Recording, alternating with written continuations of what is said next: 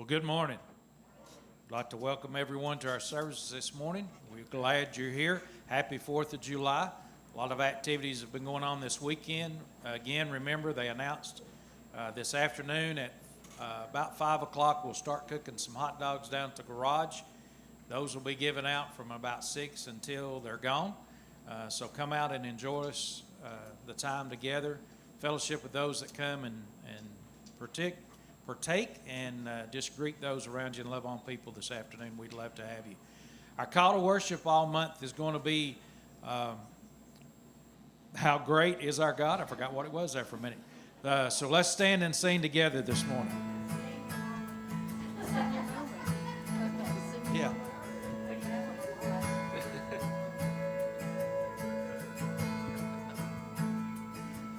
The splendor of the King, clothed in majesty, let all the earth rejoice, all the earth rejoice.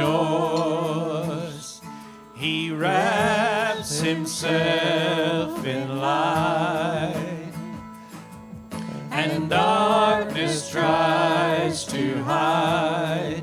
It trembles at his voice, trembles at his voice. How great is our God? Sing with me, how great is our God? And all will see how great is our God.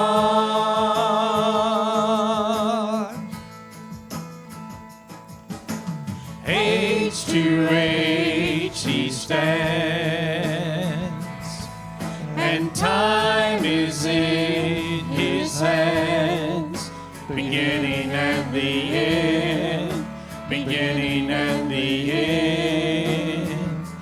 The Godhead three in one, Father, Spirit, Son, the Lion and the Lamb, the Lion and the Lamb. How great is our God? Sing with me, how great is our God? And all will see how great is our God. How great is our God? Sing with me, how great is our God? And all will see how great is our God. Sing that again. Love above all names, Sing with me, how worthy of all praise. all will My see heart will sing, how great is our God.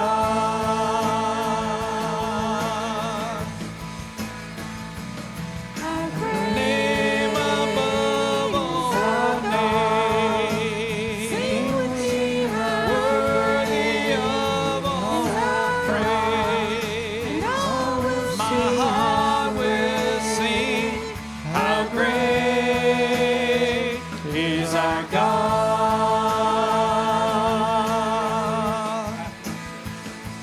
How great is our God? Sing with me, how great is our God? And all will see how great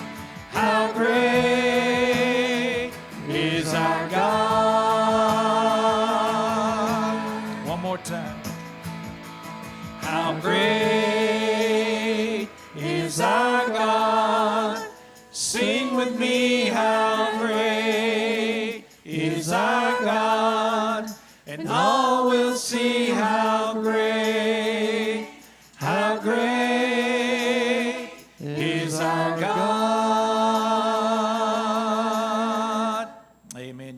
seated. We're going to sing Heaven Came Down. You sing with us.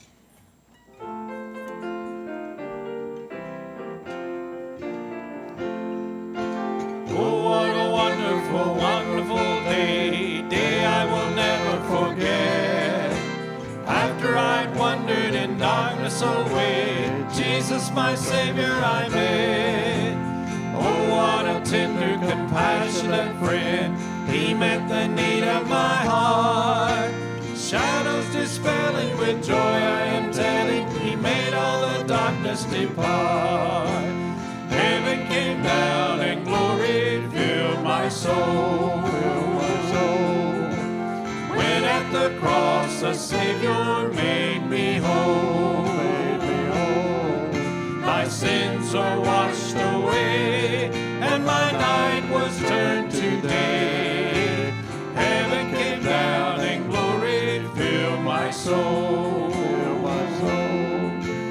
Born of the Spirit with life from above, into God's family divine. Justified fully through Calvary's love, oh, what a standing is mine. And the transaction so quickly was made, when as a sinner I came. Took up the offer of grace He did proffer, He saved me, oh, praise His dear name.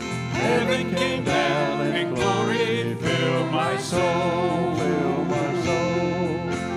When at the cross the Savior made me whole.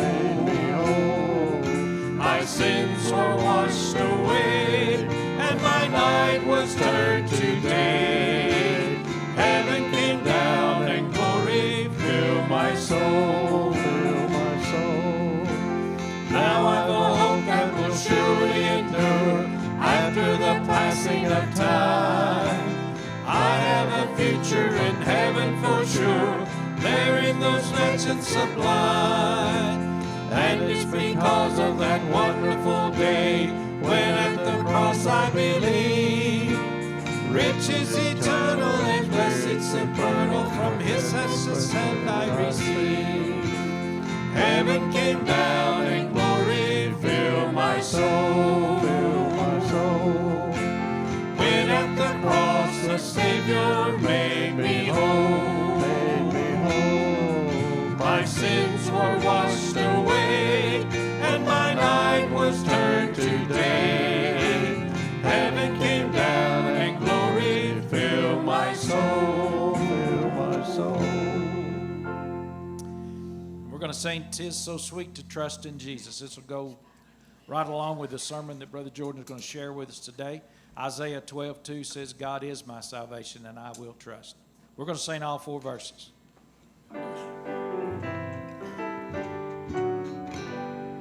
"'Tis so sweet to trust in Jesus, just to take Him at His word, just to rest upon His promise, just to know thus saith the Lord. Jesus, Jesus, how I trust Him, how I proved Him o'er and o'er. Jesus, Jesus, precious Jesus, oh, for grace to trust Him more. Oh, how sweet to trust in Jesus, just to trust His cleansing blood, just His simple faith to plunge me beneath the healing, cleansing flood. Jesus, Jesus, how I trust Him, how I proved Him o'er and o'er. Jesus, Jesus, precious Jesus, oh, for grace to trust Him more. Yes, 'tis sweet to trust in Jesus, just from sin and self to cease, just from Jesus simply taking life and rest and joy and peace. Jesus, Jesus, how I trust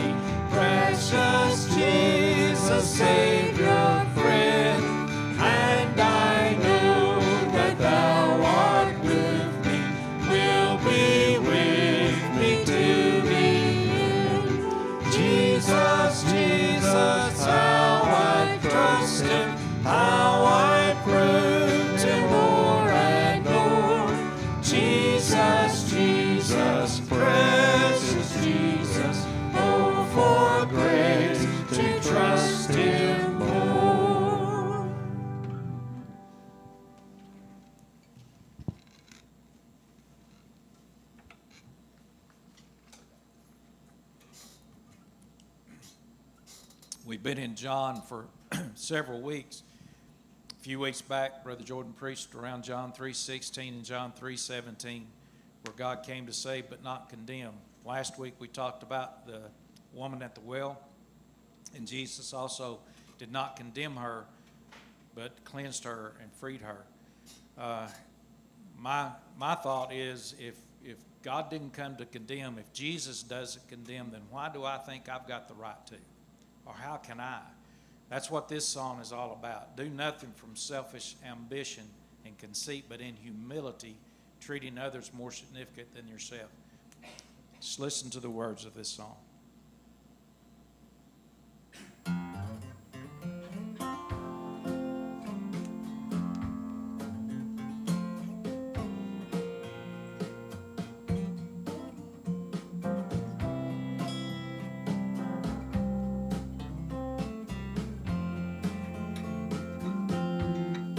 It's so easy to criticize when someone else fails.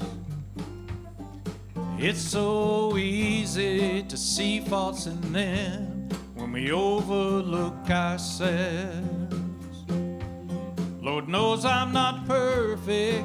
I don't deserve to throw rocks at anyone. So if there's a mistake you see in me, let it be this one. If I'm guilty, let me be guilty of too much mercy. If I'm gonna be wrong, let me be wrong for treating someone else right.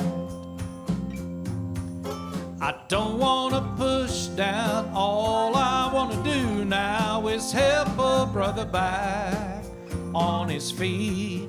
So if I'm guilty, let me be guilty of too much mercy. So many moments I'm busy taking when I should be giving.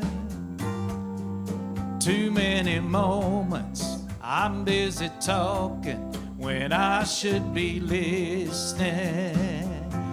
Yeah, I need to make it more about others time after time. I have found the simple truth is whatever you give, it's gonna come back around. So if I'm guilty, let me be guilty of too much mercy. If I'm gonna be wrong, let me be wrong for treating someone else right. I don't wanna push down. All I wanna do now is help a brother back on his feet. So if I'm guilty, let me be guilty of too much mercy. I don't want to push down. All I want to do now is help a brother back on his feet. So if I'm guilty, let me be guilty of too much mercy. If I'm guilty, let me be guilty of too much mercy.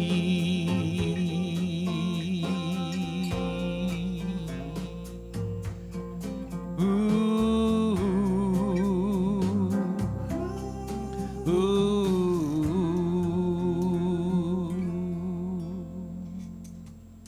Amen.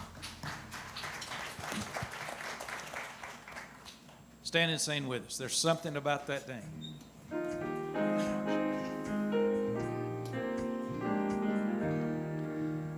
Jesus, Jesus, Jesus.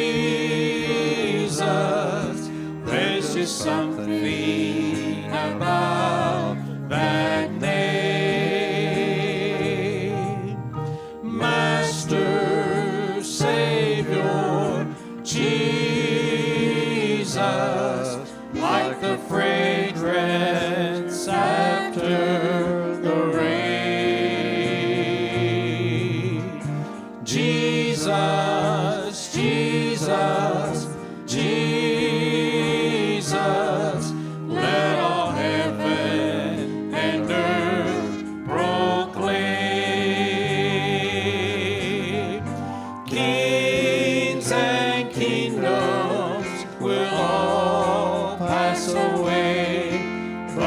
something about that name. Sing that again.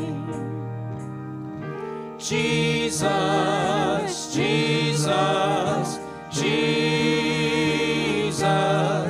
There's just something about that name. Master, Savior, Jesus, like the fragrance after the rain. Jesus, Jesus, Jesus, let all heaven and earth proclaim. Kings and kingdoms will all pass away, but there's something about that name. Amen. You may be seated.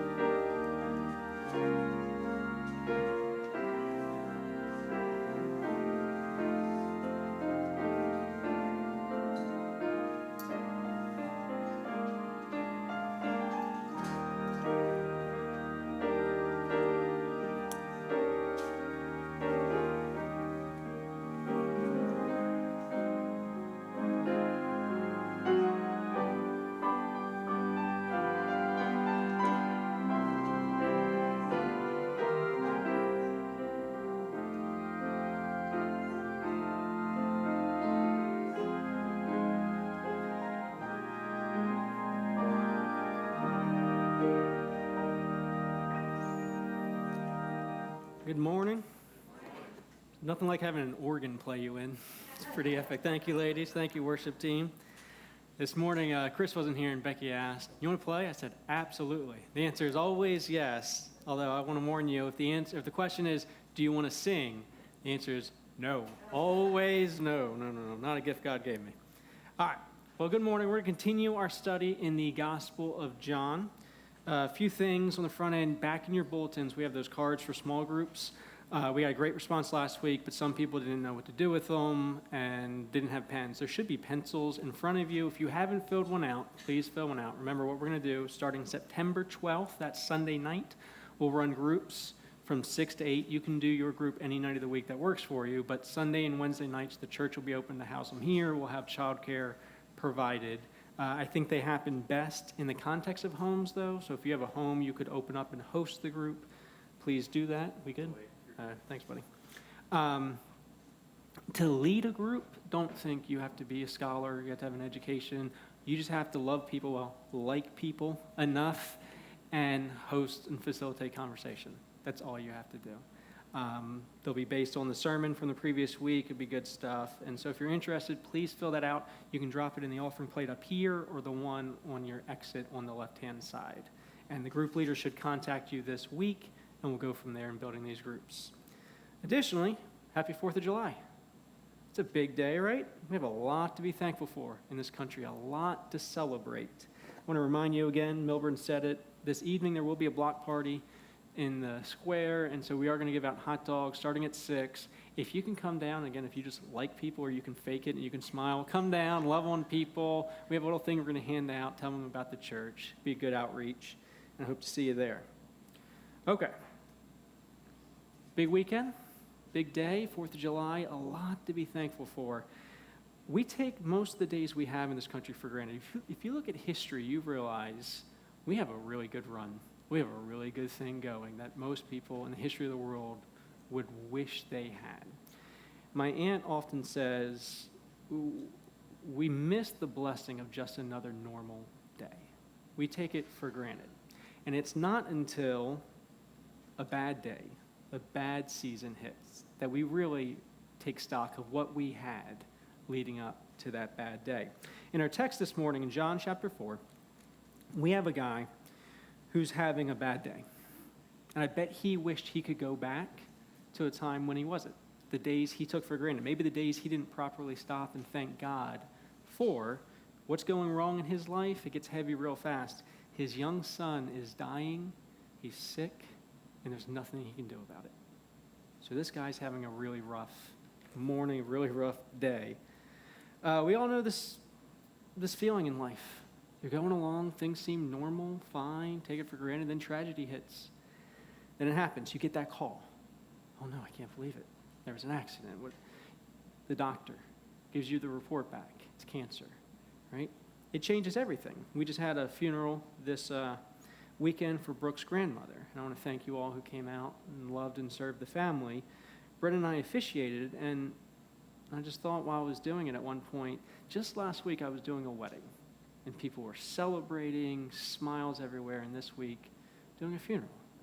Like, this is the dichotomy we see in life, the ups, the downs. And thankfully, because of Jesus, there's a lot to celebrate, as we'll talk about today. But life comes at you fast, as the slogan goes, right? And it hits, and it changes everything. I'll never forget my first funeral. There was a couple in my college ministry, and they got pregnant with their first child.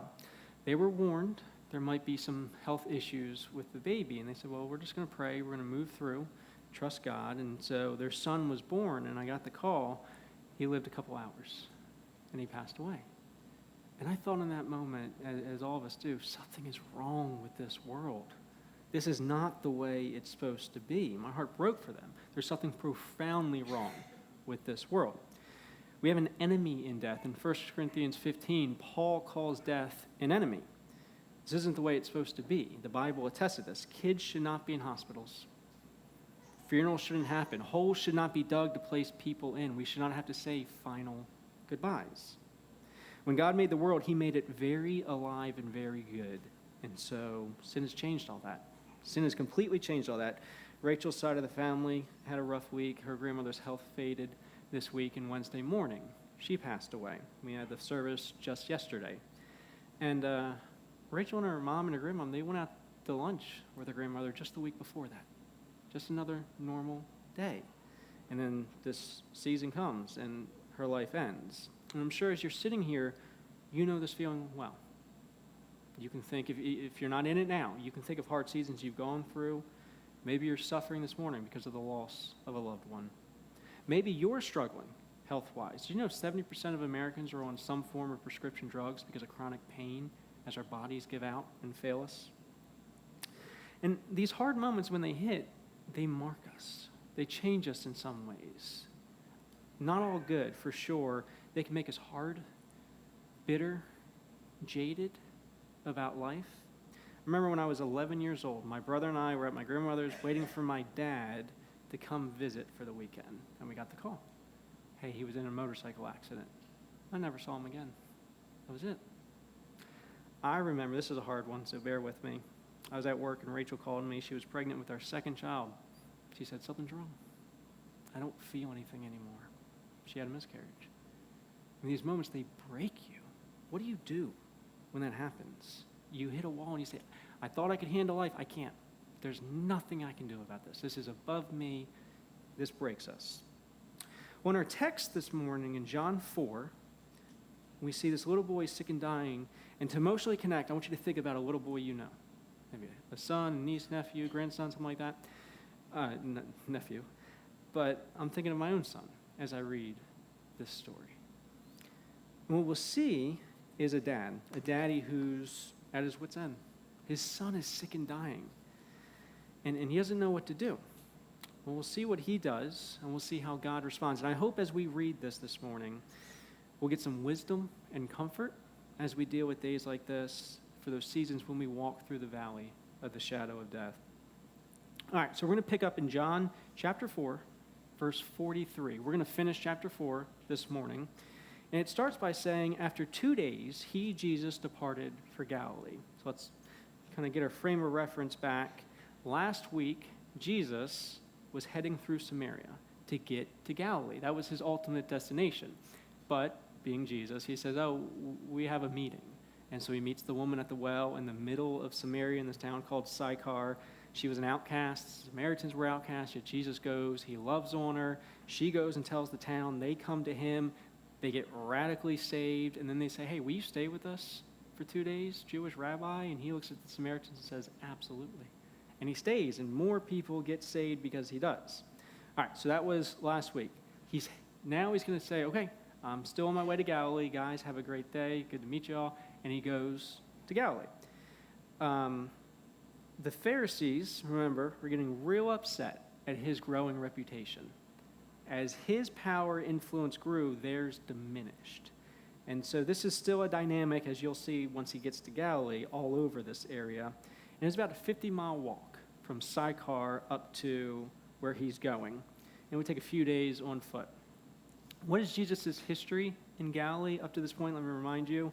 We know in John already he spent some time in Cana. That's where the wedding happened, where he turned water into wine, his first miracle recorded in John. More importantly, this is where Jesus grew up. Nazareth is in Galilee. This is Jesus' hometown. This is where he lived and worked most of his life. This is where his adopted dad, Joseph's grave was. He'd come back. He'd see family, friends, relatives, the high school bully. Like, he's returning back to a small little hometown. Well, why is he going? Verse 44, it says, for Jesus himself had testified that a prophet has no honor in his hometown. Now, in other Gospels, when he says this sometimes to people in Galilee, and it's said as a chastisement to some extent. That's not how it's said here. It's saying, no, I'm going because these people need to understand who I am. In spite of who they think I am, they need to really understand who I am. What's the problem? They thought they knew. They had an idea of who Jesus was, and he went there to change their perspective. Do you have an idea of who Jesus is that does not match who he really is? And oftentimes when we hit these hard moments in life, we run the risk of going there. I quote C.S. Lewis all the time, so I'll just keep doing it. But C.S. Lewis, in a diary, a journal he wrote, he was talking about his wife's passing. She died. And he says, the danger I'm in right now is not that I would stop believing in God. It's that I'd start to believe the wrong things about him. Maybe he's not so good. Maybe he's not so powerful. Maybe he's not so loving. It's like, when I'm in this moment, that's the danger I'm in.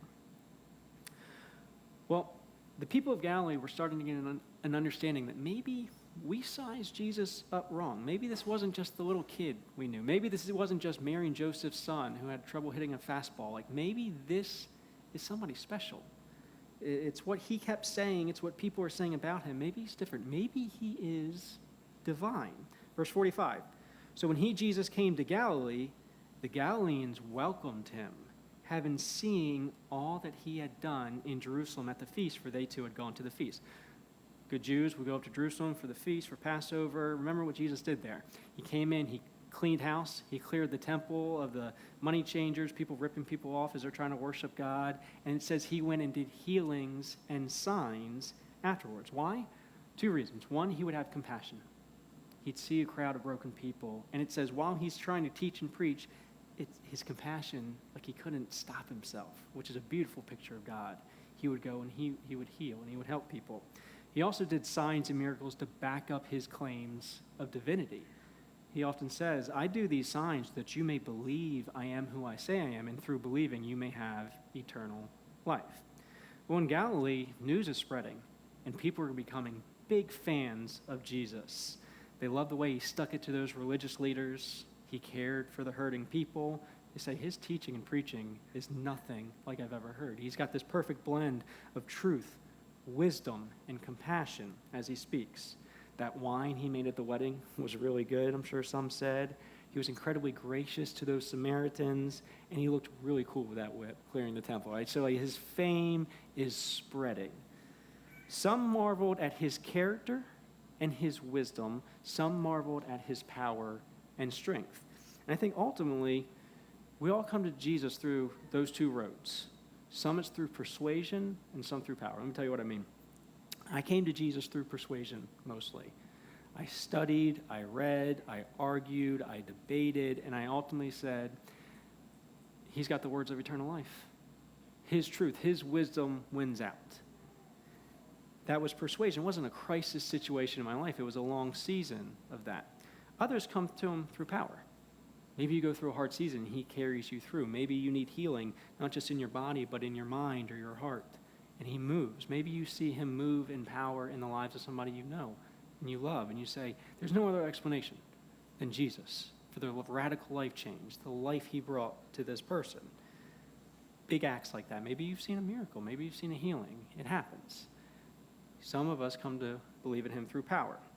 Well, as we go into our story, let's see what happens next. As Jesus is heading to Cana in Galilee, he came to Cana in Galilee, verse 46, where he had made the water wine. And at Capernaum, there was an official whose son was ill. This official, this was a wealthy, affluent, political leader. He owned a bunch of land, he had a big family, a bunch of servants, employees, likely had a military background. He understood the chain of command. This was a guy who could get stuff done. He had risen through the ranks in that world, wasn't easy to do, a very self-sufficient guy. Here he is, his son's sick, and there is nothing he can do about it. On a normal day, this guy could handle it. He could handle life, and here he reached his limits. He had a God-sized problem, and he didn't have the power to do anything about it. Have you been there? You're working, you're grinding through life, you're getting things done, you think you got it under control, and then you hit the wall, and you realize, I don't have this. I don't have this. This is over my head. This is beyond my skill. I am beyond my limits. I can't handle this. And you say, I need help. And you start searching. Often in these moments, we wake up to who is really in charge, and we go to him. This is when we cry out to God, finally, even though we should have all along. Verse 47, when this man heard that Jesus had come from Judea to Galilee, he says, oh, that prophet, that healer I keep hearing so much about, he's back in town. A lot of people are talking about him. Some of the Samaritans even said he told them he was the Messiah, God himself come down, God's son. And I'm sure it was awkward, this affluent Roman leader coming to this peasant Galilean Jew, but this guy was past decorum. He did not care anymore. He'll do anything for his son.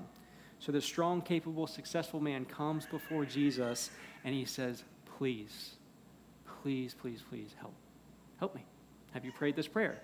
Please help me. I need you. He's dying.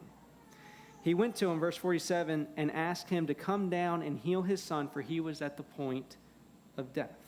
If my geography is right, this is about 18 miles from where he was stationed. It's a good day or two's walk. We can surmise this guy heard Jesus was close, and he dropped everything to go find him. There's really an amazing thing in life when things seem so important, whether your hobbies, your sports team, whatever it is, and you care so much about it until a loved one is sick. And then it just completely drops off your radar. And you realize what really, really matters. So this guy, this high-ranking official, he didn't delegate this one. He didn't send someone else in his stead. He dropped everything, and he traveled about 20 miles to go find Jesus on the hope that he would do something for him. And he finally finds him, this broken man, standing before Jesus face to face, and he starts begging Jesus, please, please do something. I think only you can. Please. Jesus' response really surprised me the first time I read this. Verse 48. So Jesus said to him, unless you see signs and wonders, you will not believe. That seems like a non sequitur, doesn't it? Doesn't seem like that follows from the conversation. My son is sick and dying. If you don't see power, you're not going to believe, huh? The guy presses Jesus. He's frantic with Jesus. You need to understand the urgency of the situation. If you don't come now, he will die. Verse 49, the official said to him, sir, come down before my child dies. How does Jesus respond to this? He's not worried. He's not concerned. He's not flustered, but he has a different perspective. Even still, he looks at the official and he assures him, Jesus said to him, go, your son will live. Just calmly, he says, go, be on your way. He'll be fine. We have to be fair. That's not a lot of information. If I was standing there, I'd say, that's it? He says, yeah, it'll be fine. Go ahead. Go on your way. One thing we do see, though, we see here the power of God's word. Throughout the Bible, we see the power of God's word on display. He speaks and creation appears. Here, Jesus, God, he speaks, and this kid 20 miles away gets healed. What's also amazing is the next part. Jesus says, go, your son will live. The man believed the word that Jesus spoke to him and went on his way.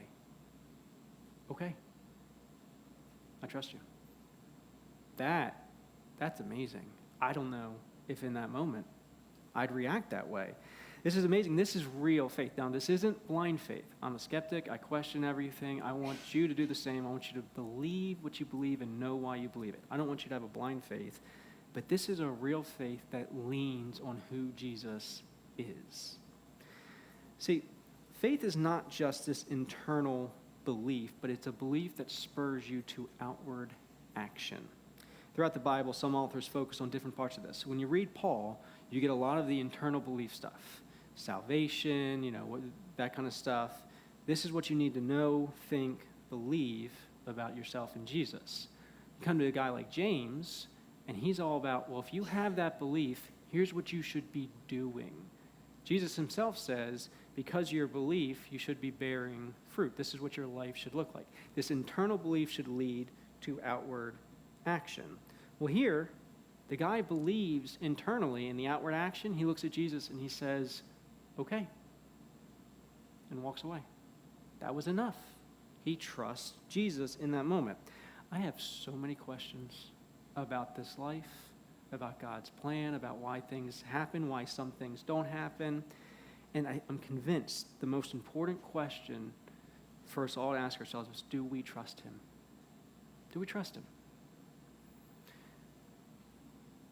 When I have all the information, when I don't, do I trust him? Do I trust his will, his plan? Do you? Do you trust him? Even when you don't understand, even when you're breaking and the world around you is falling apart, do you trust him? This is a heavy message, so just for some levity in here, I got a story about Disney. I know I rag on it a lot, but it is a fun place to make memories with the family. And so my wife does a great job. She works hard to plan these trips for us. And she knows how much Lincoln and I enjoy time down by the pool. So she set it up one day. We came home early for the parks, and Lincoln and I went down to the pool. We stayed there for 2-3 hours one night. And going down, he was all excited. He wanted to learn how to swim. And so he didn't really learn how to swim, but he got the vest on. He could paddle and keep himself up enough. And for him, this blew his mind. And so we got him down there. I worked with him for like an hour. I finally got him to hold himself up. Side note, I didn't realize how meaningful and impactful this would be for this kid. Every night when Rachel and I get the kids down for bed, we've done it since they were little, we'll try to read a story, or a Bible story, some other story. We'll sing some songs with them, and then we'll pray over them. Well, Lincoln's getting a little older, so last year we started having him pray and say something he's thankful for. With a handful of exceptions, every night he says, "Dear God, I'm thankful for Daddy teaching me how to swim." It just stuck with him. Rachel's a little jealous that I get that one, but never underestimate the investment you make with your kids, the things that'll matter to them and stick with them. But back to our context this morning, he wanted, after he learned how to swim, he saw some kids jumping in the water. He says, "Dad, I want to jump in the water." I said, "Okay, we can make this happen." So I stand him up on the ledge, and I say, "This is pretty easy, Lincoln. Just jump." He says, "No." I said, "Okay, let's run through this. You want to jump, you said, right?" "Yes." "Okay. You have a vest on, so you won't sink, right?" "Yes." "We just spent an hour learning how to keep yourself up, so you can do that, right?" "Yes." "Daddy's standing right here, and he'll catch you. And I love you, right?" "Yes." "Do you trust me?" "Yes." "Then jump." "No." No. So we start arguing back and forth, trying to get him to jump in the water. See, his internal belief had not yet moved into external action. He had all the facts. He had all the information. But the internal belief wasn't moving him to action because of fear. He was afraid of moving forward. Real belief, it trusts and it moves forward. It leads to actions. Now, good end to that story. He did figure it out and finally jump, and he did it about 50 times in a row after that. So he had a great time. But this is why it's called a leap of faith. It's an action built on belief, a leap of faith. There's a move you take. I love to study. I love to question. I love to get information. I'm not knocking any of that. But a lot of us in this room, we don't need any more information. We have enough. We don't need any more information. What we need is more trust in God. We need more trust. We need more faith. We have plenty of information. Some of you in this room, you need to do something with the information you have. This is called obedience. This is the action that should come from your belief. And that ultimately shows that you trust God. When life doesn't go your way, do you fall apart or do you just say, no, I trust him? When you're afraid of sharing the gospel, do you say, I know it's going to make me look weird, this might not, but I trust him, that this is his plan, this is his mission. When you're walking through the valley of the shadow of death, are you comforted because he's there, because you trust him? In this story in chapter 4, this guy knows very little, but he said, I believe Jesus has it covered, and that's enough for me. That's enough for me, and he goes on his way. Good news is, I found in my life this gets easier the more you do it. It's like working out. It's painful, it's hard, but as you work out and build that muscle, you get stronger, and it gets easier and easier. So the guy, trusting in Jesus, goes on his way. We're going to finish out this chapter, 51 through 53. As he was going down, his servants met him. One of his staff comes out as he's approaching the area and told him that his son was recovering. He's better. He's good, actually. He's eating. The colors come back to his face. He wanted to get up and play, and we said, no, rest a little bit. But he's good. He's okay. So the official asked him, he says, what hour did he begin to get better?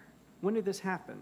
And the guy said to him, yesterday, at the 7th hour, the fever left him. Yesterday at 1 p.m.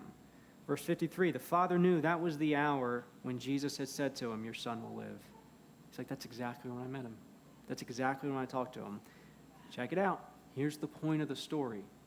And he himself believed, and all his household. A few things to note. Look at this power. Look at the power of Jesus. He just said it 20 miles away. Fever, gone. Kid, healed. Remember, Jesus is alive and well today. He's seated on his throne in heaven. He hears you. He's there. Number 2. The next day, this official with the sick son is still not home yet. He's still heading home. If it were me, and I'm sure the same is true with this guy, my son's dying, and I'm 20 miles away. It's about a day's walk. It's 1 p.m. I talk to Jesus, and I think, okay, that's the end of that conversation. I can make it home. It'll be a late night. I can make it home. I'm going to go. My son could pass away at any hour. I'm going to get home. This guy seemingly doesn't do that. Now, maybe he got held up. Maybe he couldn't. Or maybe he had such a peace. He says, I'll walk the half the way. I'll rest. I know I'll see him tomorrow. I trust Jesus. I know he's fine. I'll see him when I get home.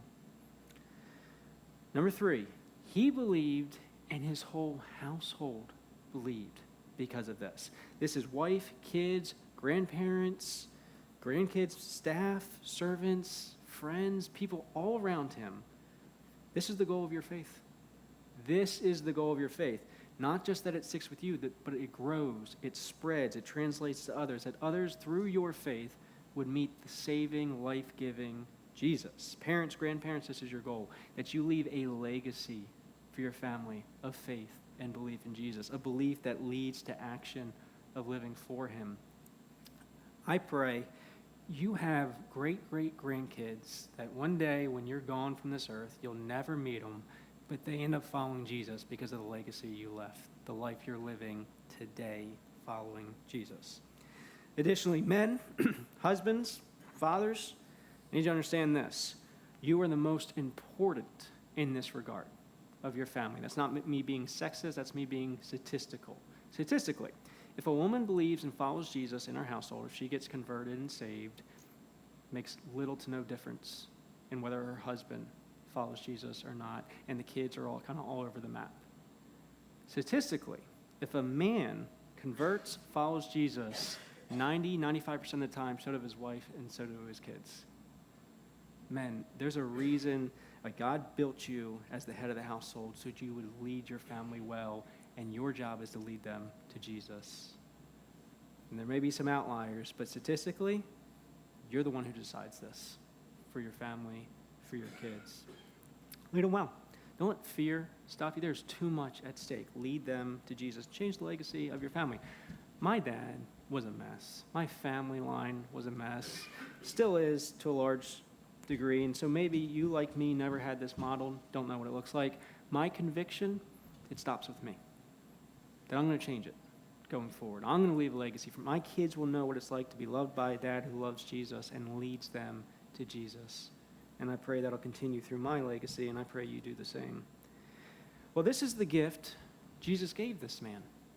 This legacy of salvation. That his wife, his kids, his friends, employees, everybody he cared about gets saved right here.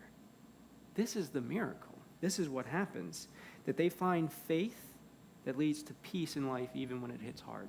That they find faith that leads to the salvation of their souls. They found faith that knows that this life isn't the end. They have a bigger perspective. They found a faith that says, one day I know I'll be in paradise with God himself forever. Jesus gave them much more than one person's temporal, physical healing. And I know in this life we get so bogged down, and that's all we see. That's all we see, and we want it so bad, and I get it. But he gives him and his whole household an eternity of joy, peace with God in heaven. Verse 54. This was now the second sign that Jesus did when he had come from Judea to Galilee. The first was Cana. So what do we do with this text? What do we do with the pain of the world when it hits? Again, some of you are walking through this season right now. Well, Jesus healed this man's son, and he showed he was capable, clearly capable, of healing. Power of his word. Kid's healed. He also showed he's willing, at least at times, to heal. Like he does it for the crowds back then. You may know someone, maybe you believe you've been healed by God. And we thank him and glorify him for it. But there's a hard question we need to ask. Why doesn't he always do it? Why doesn't he always? Why them, not me? Why their grandmother, not mine? Why their dad, not mine? Like, we ask these questions, and we have to say it's okay to ask these questions. This is often described as the problem of pain and suffering, the problem of evil in the world. And it goes like this. You can frame it this way. If God is all-powerful, and he is, if he's God, and he's perfectly good, and he is, if he's God, then why do these things happen? Why do these bad things happen? Why do people die? Why do we have to say goodbye to loved ones? Why do kids pass away a couple hours into their life? If God's all-powerful and all good, why do these bad things happen? We have to admit, this is a fair question. It's a fair question. But I think, as always, we need a bigger perspective if we're going to answer it. I'm going to take this in each part. We do see in this text, God is all-powerful. I mean, again, he just spoke. Bam, that guy was healed. Later in John chapter 11, Jesus speaks at the grave of Lazarus. And he says, Lazarus, come out. A lot of commentators point out that if he didn't specify Lazarus, maybe everybody would have gotten up and come out of that tomb, right? This is the power of his word. He created everything. He can tweak everything. He can change everything. He can do that. Power of his word. We also see him as good, kind, and compassionate. I mean, if you've been here as we've studied through John so far, you see this clearly. First, this Roman overlord to the Jews comes. Jesus doesn't blow the guy off. He doesn't, cast him aside. He says, sure, I'll help you. He sizes him up and figures out what he needs. This is why he came to the earth on a mission to rescue and save lost sinners. He left his throne in heaven to come down to save us. You see the love and compassion of God right there. We saw last week his heart for the Samaritans, these people who were outcasts, who were lost, dead in their trespasses and sins. He says, everybody else has written them off. I'm not writing them off. And he goes, and he loves, and he's kind and compassionate, and they get saved. We saw 2 weeks prior to that when he's talking to Nicodemus. And this is when he says, John 3:16, he clarifies for this Pharisee. He says, God so loved the world, he sent me. I came down so that you might believe, and believing you have eternal life. And this belief that leads to action. I didn't come to condemn the world. I came to save it, to save lost souls. That's why I'm here. And the love of God shines bright through the death, burial, and resurrection of Jesus. This is why it's the center of everything we do here. So, what's my point? Instead of asking, how could a powerful and good God allow these bad things to happen? I think we should all think this. Well, if God is powerful enough to stop it, and he's kind, compassionate, and loving enough that he wills the best thing for me, then when I don't get it, I'm going to trust him. I'm going to trust him. He's given me no reason to doubt him. He's capable. He's compassionate. He's loving. I have no reason to doubt him. And so, like this man, we should look at him, whether it goes our way or not, the way we want it or not, and we say, okay. And we go on our way. And we trust him. This is hard, but if you can do this, I mean, I know some of you are going through seasons where it's just difficult to get out of bed right now, to just walk another day. This is what I'm talking about, this faith that leads to actions, where you get up and you say, I don't get it, I don't like it, but I trust him. That's what we see on display. I mean, look back at the interaction. Guy says, hey, my son's at the point of death. Jesus looks at him and he says, unless you see signs and wonders, you will not believe. The official presses him, please come, heal my son. Jesus says, go on your way, he's healed. But he's not concerned with just the health of one child. He's concerned with the eternity of this entire family. This is a different perspective. And again, the whole family comes to faith in Jesus. This sounds like a better deal, if you ask me. I mentioned Lazarus. Let me ask you a question. Do you know what happened to Lazarus about 20 or 30 years after Jesus raised him from the dead? He died. This official son who he healed, let's say 50, 60 years later, guess what happened to him? Died. Maybe you think, oh, well, he can keep healing me. Keep healing my body. Do you want to live forever in this place? Is this where you want to stay?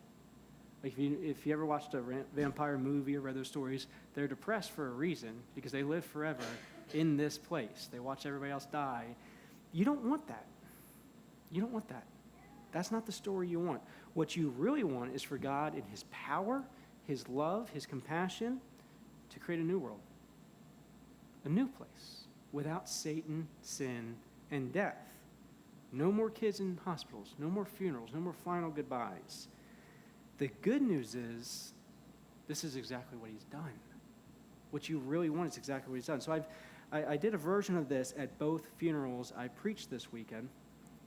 The caskets in front of me in the area, and I'll say some good things, some rightfully true, very good things about the deceased. And I'll point out and say, here we see just the good things God's created. And we got to enjoy their life together.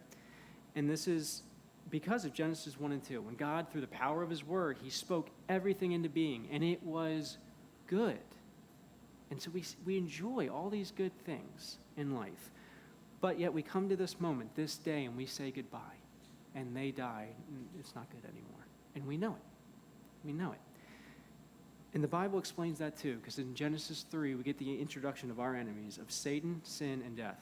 The devil comes and he tempts mankind not to eat an apple, but to disobey God, to distrust God. He says, did God really say? And she goes, yeah, maybe he's lying to us. Maybe he's hiding something from us. Maybe he doesn't have our best interest in heart. Maybe he's not really who he says he is. And a mistrust in who God is at the core of the fall of humanity.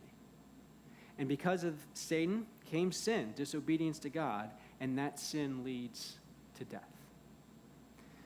So that's where we find ourselves, at a funeral, watching the ramifications of those playing out in the world. Thankfully, creation, imperfection, and fall into desolation, thankfully those are not the only two parts of the story God's telling. There's redemption. That God so loved the world, he sent his son to save souls, not bodies, not this planet, not this way of life that we have, but eternal souls. You've never met a mere mortal. Everybody you meet, everybody sitting next to you right now is an eternal soul. God has a bigger perspective. That's what he sees. That's what he's more concerned about. And so because of Jesus, those who believe in him, repent of their sins, put their faith in him, take the actions because of their belief, to follow him, they're saved. They're saved. And then, that's not all. This is the good part. There's a fourth part to the story. Glorification. Glorification. That this is going somewhere, that God's still writing a story that we haven't seen the end of. John, the Apostle John, late in life, he gets a vision on the island of Patmos, and the whole point was to say, let me tell you the end of the story. It'll help keep you going when you have those hard days, when it's hard to get up in the morning, when you have trouble trusting God. Let me tell you how this all ends. Revelation 19, we see Jesus return in glory as a conquering hero. Comes back in glory. In chapter 20, and so this is after Jesus, if you're saved, and if you're not, come talk to me. If you're saved, he's already cleansed you of the sin problem. He went to the cross, and he died for your sins. He gives you his righteousness and says, you're cleansed from all unrighteousness. You are pure as the driven snow in the eyes of God. Your sin problem is covered. Then in chapter 20 of Revelation, he defeats Satan. I encourage you to go read it. It's very encouraging. He defeats Satan himself, and then his sights on death. He says, you're done. You're done. No more death. And he destroys death. Then John saw this in Revelation 21. It says, then I saw a new heaven and a new earth, not this old busted one we're stuck in. For the first heaven, the first earth had passed away, the sea was no more. In this new heaven and new earth, I saw this. I saw the holy city, the new Jerusalem, coming down out of heaven from God, prepared in splendor as a bride adorned for her husband. I saw the city of God coming down to be with people. I heard a loud voice from the throne saying, behold, the dwelling place of God is with man. He will dwell with them, and they will be his people. God himself will be with them as their God. That Genesis 1 and 2 is going to be restored. How Adam and God walked together in the garden, that's going to happen again. That you'll have perfect communion with God that sin separated you from. What's God do? Well, because he's powerful and loving. It says he'll wipe every tear from your eyes. Death shall be no more, neither shall there be mourning, nor crying, nor pain anymore, for the former things have passed away. You're not just getting an extra day, month, year, decade in this place. This is what he's giving us. Then, he who was seated on the throne, Jesus pipes up and he says, behold, I am making all things new. You don't want the same old thing. You don't want me just to keep bringing back the same old thing. You want something new, and that's what I'm going to give you. Jesus told his disciples he's going to go prepare a place for us. This is what he's talking about. You can trust him. He is trustworthy and true. He's powerful enough to take care of things. He's good enough to do something about it. He's powerful enough to die for your sins, to destroy Satan and death. And he's good enough to make a place that you're going to want to be for eternity with him. In the meantime, what's our job? Trust him. Trust him when it doesn't make sense. Trust him when we're hurting and breaking. He's got a plan. This is going somewhere. Don't try to just escape, the pain of death and get health for your body. C.S. Lewis, again, I'll quote him, but he was writing during World War II. And a lot of people were upset. Why we got to let this happen? Fair question. A lot of people, their lives were ruined, destroyed during that time. And Lewis says, I don't think God calls this. There's no evidence that he calls this. This is the result of Satan, sin and death in the world. He says, but I think he can use it. And he goes on to explain, he says, prior to this, we entered a time of peace in the world in many countries. And I observed as people would die in hospital beds in old age with well-meaning but lying nurses and doctors who told them they're going to be fine. He says, in that context, you know what they never had to do? They never had to reconcile their mortality. That this isn't all there is, that this comes to an end, and there's something after they need to think about. Coronavirus did the same thing. Coronavirus hit, and it's funny to watch our nation that's so adverse to death. Like, we'll watch action movies, the Avengers or something, where the death toll, if you stop and think, is in the thousands, but you never see any of it. You see the cool action scene, you see the guy's body fly. You don't see somebody actually dying. You don't see the dead bodies. We're so adverse to seeing it. Yet coronavirus hits, and as a nation, we all get a wake-up call. We're mortal. This is not all there is. This is falling apart, actually. And so we have to start thinking, making arrangements beyond that. Lewis said, pain sometimes can be God's megaphone to rouse a sleeping world. Wake up. This is not all there is. This life is not all you have. Jesus says, what good does it do for a man to gain the whole world, yet to lose his soul? This is what he's concerned about. When God heals and moves in this life, we thank him. But through it all, I think we need to step back and say, when you don't, I trust you. That you have a bigger plan and purpose. And even if I don't get it, I don't like it, I don't understand it, I'm going to look to you for ultimate healing for my soul. That's why we can quote the psalmist in Psalm 23 where he says, though I walk through the valley of the shadow of death, I fear no evil. I will trust him. Why? Because I know at the end, as he says at the end of that psalm, I'm going to dwell in the house of the Lord forever. That's where this is going. Amen? Amen. One thing I love about Jesus, he's willing to serve us in the way we need, not the way we want. There's an analogy of a battlefield doctor. Pretend you're storming the beaches of Normandy, right? Get yourself in that zone. You watch Saving Private Ryan or something. You're going up, and you take one to the chest, and it puts you down. Somebody yells, medic! They come running over amidst the blood and the sand and the mud.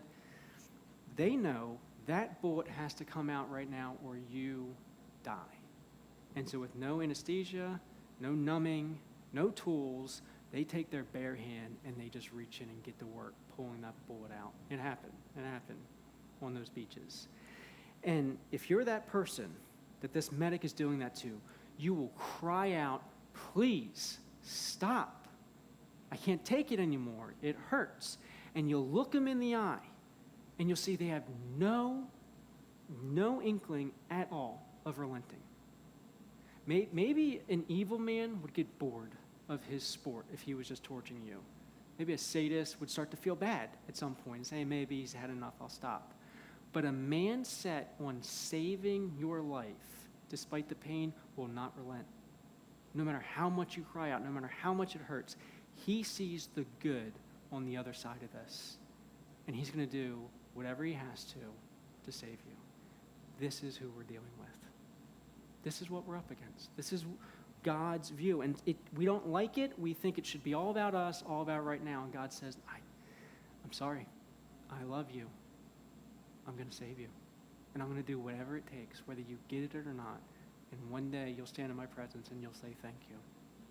The question, do you trust him? Do you trust him? Let's pray. Lord Jesus, I thank you for words like this that cause us to stop, kind of analyze the way we view life. Sometimes we think it's all about us. We think it's all about the here and now and our happiness here. Thankfully, you have a bigger plan, a bigger perspective. I pray, and it starts with understanding who you are. Lord, I pray we get a clear picture of who you are, that you are God, who's all-powerful, almighty, King of kings, Lord of lords. I pray we also see your Savior. You're a God who loves us, who wants nothing but good for his children, who wills that all men be saved, that's working in the hearts of all to draw them unto himself, that doesn't rejoice in the destruction of the wicked. So I pray, good days and bad, we get up and we say, I trust you. And I'm going to follow you. I'm going to put that trust into action, and I'm going to follow you. I'm going to join you in your mission, not to build my kingdom on earth, but to build your kingdom in eternity through the power of the gospel of Jesus Christ. Lord, help us have that perspective. Help us to thank you for those good days. And when those bad seasons hit, help us look at you and say, I don't get it, but I trust you. And I know you will carry me through this. And in the end, I'll thank you. It's in your name, Jesus, we pray. Amen. Let's stand and sing together.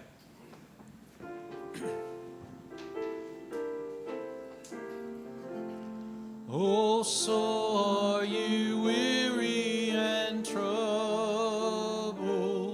no light in the darkness you see.